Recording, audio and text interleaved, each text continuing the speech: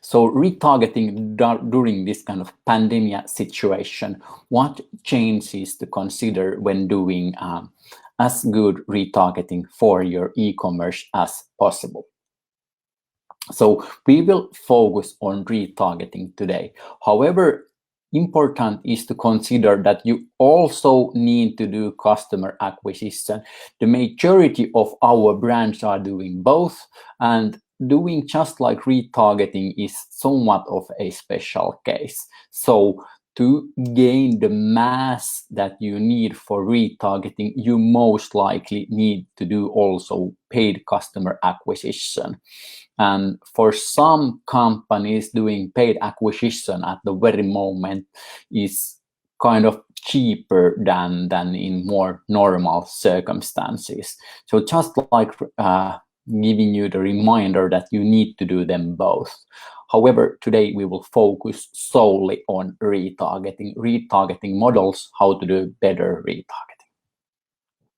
And just to help you out, I've covered this topic after discussing with many of our direct-to-consumer Shopify merchants and their retargeting models, how to create better retargeting, how to make sure you have the right ad types and you are creating content that actually works within these spots. So ad types can be put to 3 different categories. The first and very obvious, especially if you have many items, like talking about brands that have a selection of more than 5 items, then these kind of like dynamic ads are most likely the ones that are most effective, especially on Facebook and Instagram. So our clients use these dynamic carousels, which then when configured right are working extremely well with Shopify. So then your actual goal in these dynamic carousels is to create the interest based on that initial visit when you went to a product page, and now you want to create that purchase by showing that person that exact or similar item. And my actual hint in these would be that remember to update these ad copies. So here you need to highlight that the situation might be somewhat different, and something that I would really put in here when it comes to ad copies is to, as example, focus that, hey, now you are offering that home delivery, free home delivery, whatever feels to fit this particular situation would be more than useful here. Dynamic carousels at this very situation seem to work very well. So that hasn't changed, but I would definitely change and adjust the content to fit this kind of time better. Some of our clients have then decided that they are taking away here any kind of like carnival type of campaigns where they're celebrating something, because now it's not the moment to celebrate. Then second category is like this very typical like product push videos and images. There the goal is always to get visit back to product page, most likely add to cart, and then the final goal, of course, purchase. So you try to put in front of potential client's eyes a product that that person has somewhat interest. And then my hint in here would be that adjust the chosen highlighted products. So taking into consideration all the data that we have created based on our understanding and the fact that we have built over 200 Shopify and Shopify Plus stores, based on this data that has been analyzed very deep, has been that people are in many of these stores purchasing different goods as they used to. So maybe you should look at your sales figures from past 2 to 3 weeks, take a look what happened during the Easter, and should you actually highlight in retargeting different products than before? Do you have some specific star products that should be highlighted here that would fit this kind of era? And then definitely make sure that all of your product push ad copies follow certain guidelines. Then third category is probably the most important, where I would put by far the most effort during such era is this like story ads in retargeting. So retargeting is a perfect spot for telling stories, making sure that people understand your brand better, they feel more connected with the brand. So brand awareness, indirect sales, after you have created this kind of connection with the person who is looking at this story.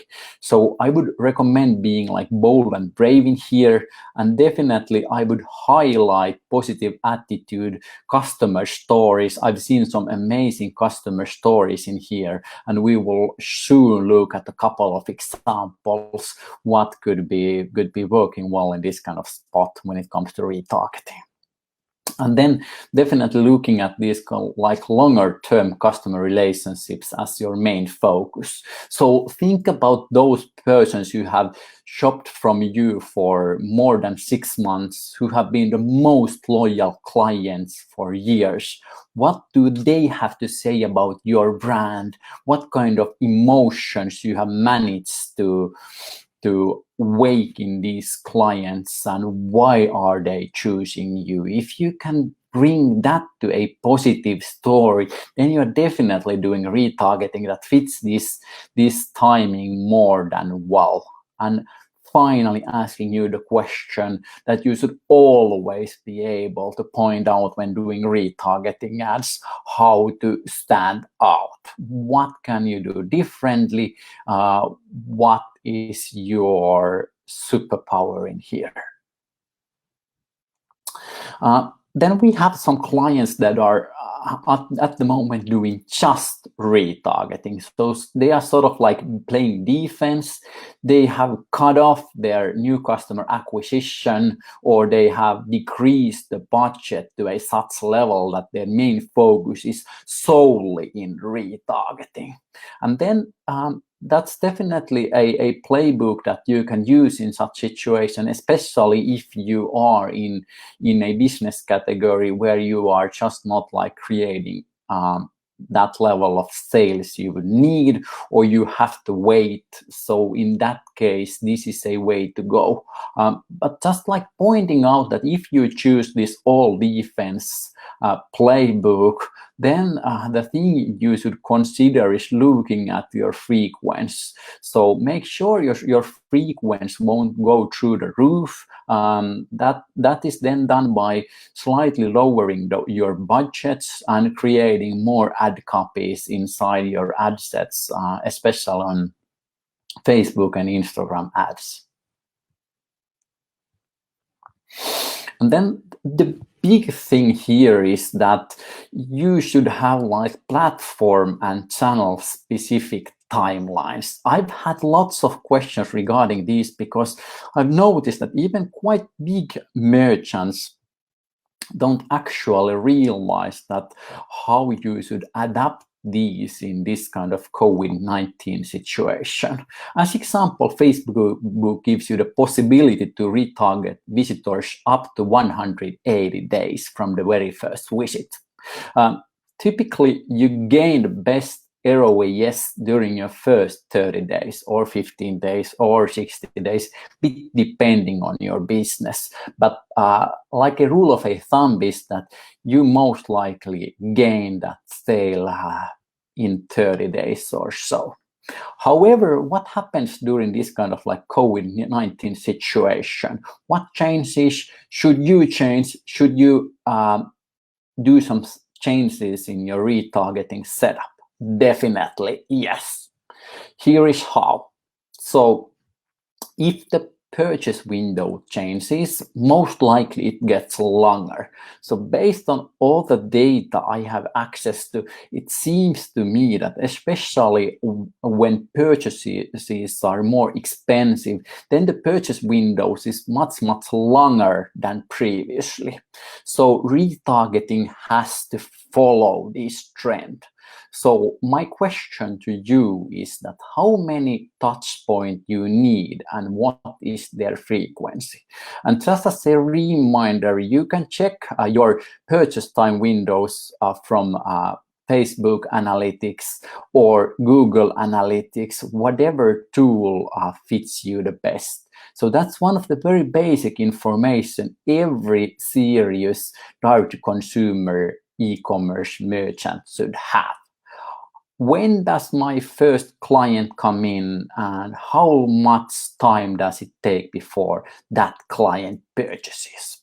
So as an example here, we have had a very basic retargeting where it takes after that first touch point 4 more visits after the first visit and then when the purchase will occur. So in this example, the purchase will like occur on the 4th slot. However, now when this situation is unsure, you are selling a bit more expensive goods, people are not willing to make so fast decisions, you need to add a slot to your retargeting funnel. So the majority will need just longer time windows. You need to create a new retargeting slot. And then what that then requires is you need to have also more content. You need to readjust maybe your time windows. Make sure that if the time windows are a bit longer, then you don't forget to push that person back to your shop when the actual time would be right. So just first of all, take a look at your retargeting funnel. How is it structured? And based on the data you have covered now during this COVID situation, should you make some adjustments there? Are your slots viable? Should there be any changes? And just like pointing out that as example in this specific case, I've documented here 4 blue dots. Every dot is a slot and that slot has specific ads. But now when the slots don't provide you the result, you might need an additional slot. And now the big question, the million-dollar question is what to put inside that slot to make that purchase happen.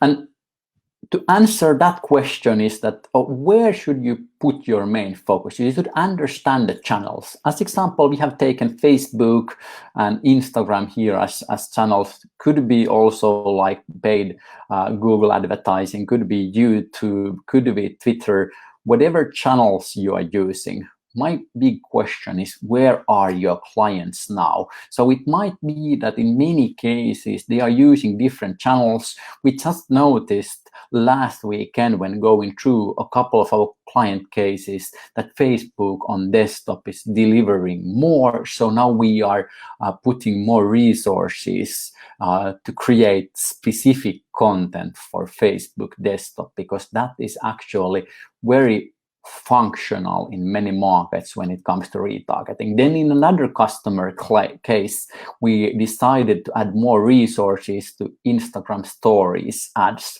more budget in there, more dedicated content, because that delivers the best ROAS for them in 3 different markets.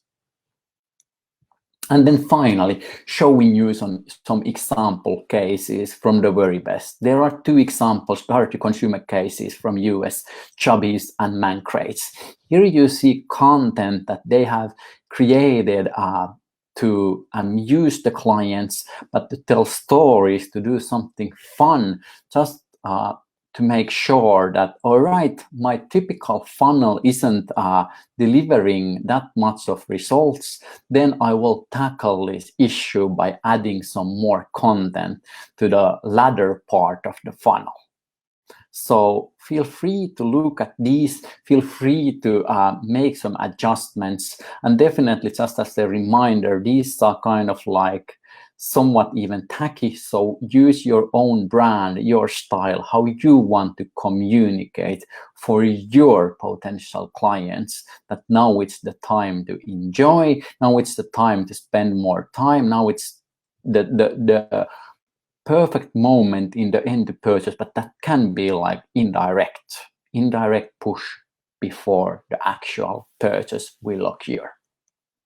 And then finally, what about this like correct budgeting? How do you actually steer your whole retargeting funnel? How to make sure that you are not annoying, but you are offering content that people want to see, and then which actually then delivers sales. So always remember that you steer your retargeting campaigns with your budgeting. So I've discussed with kind of big merchants, and they are always very surprised by the fact that they are just like adding some money to retargeting. But keep in mind that the size of the audience will always like show you what is the budget, what's your suitable budget for your different retargeting slots. Are you able to increase that budget? Should you decrease the budget, or should you add more ad copies in one ad set? So if there are like 5,000 persons, then you have a certain budget. 15,000 persons, increase the budget by a lot. And if you would have like 50K, then you could definitely put in more budget in there, and you can put that into pieces. As example, people who have looked at certain products or certain categories, who have acted in a certain way, and so on, and do then more targeted advertising in there. So just as a short recap, when doing retargeting, look at the time slots. Have they changed? What has happened in your Shopify store? Do you need to readjust your time slots? What about budgeting? If you are decreasing the amount of budget used in new customer acquisition, then most likely you will also need to cut your retargeting budgets. That time span is somewhat long, a couple of months, but still like keep that in mind. So you need to create more content if you wish to increase retargeting, and then always before releasing those ads, take a look at those audiences, take a look at that frequency, which then means that how many times one person by average sees your ad, and that way steer your retargeting to make sure that it fits the situation.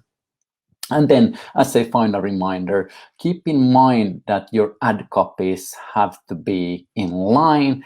They have to fit this time. Make sure to double check all your running ad copies and the content inside.